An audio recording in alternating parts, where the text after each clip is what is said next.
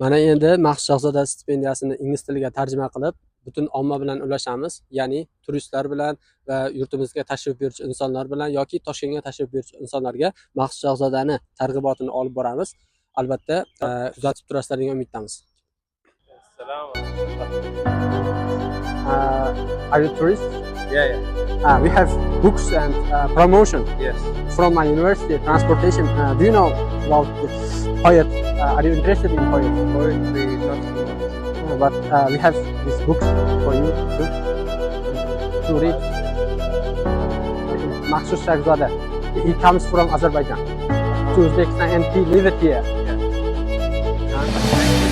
Goodbye.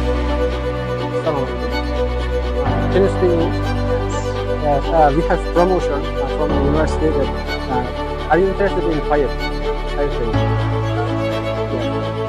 We leave tonight. Nice. Yeah. Where? To Cuba. This book is for you. If you are you too. Yes. This is for you. And what do you think about our country? What?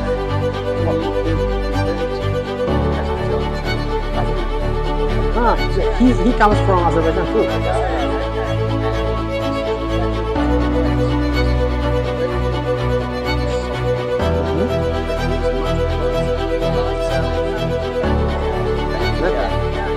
Have a nice day.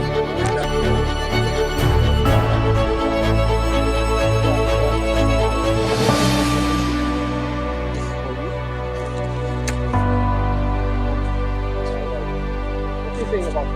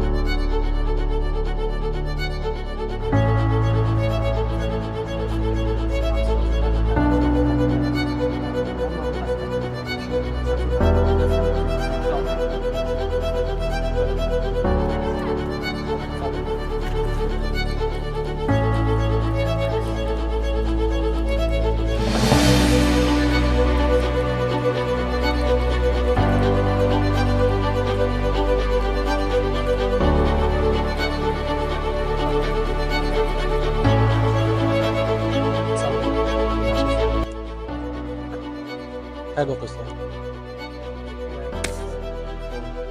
Biza Maxsus Shahzoda hayot ijodini targ'ib qilayotgan edik-da. Eshitganmisizlar?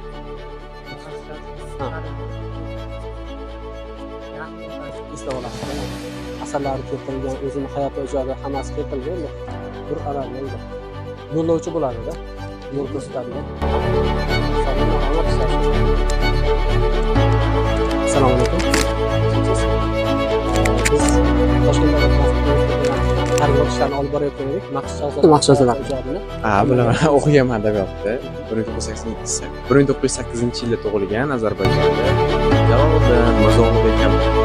Mana bu qo'llanma. Bunga yaxshimisiz? Biz Toshkent davlat universitetida o'zbek adabiyoti biron nima bilasizmi asarlarida? Asarlarida adashmasam dramalar yozgan, Jaloliddin dramasi, Mirzo-Ulug'bek dramalarini yozgan. O'zi asli Ozarbayjonda, keyinchalik bizga surgun natijasida Toshkentga kelib ijodini davom ettirdi. Rahmat sizga.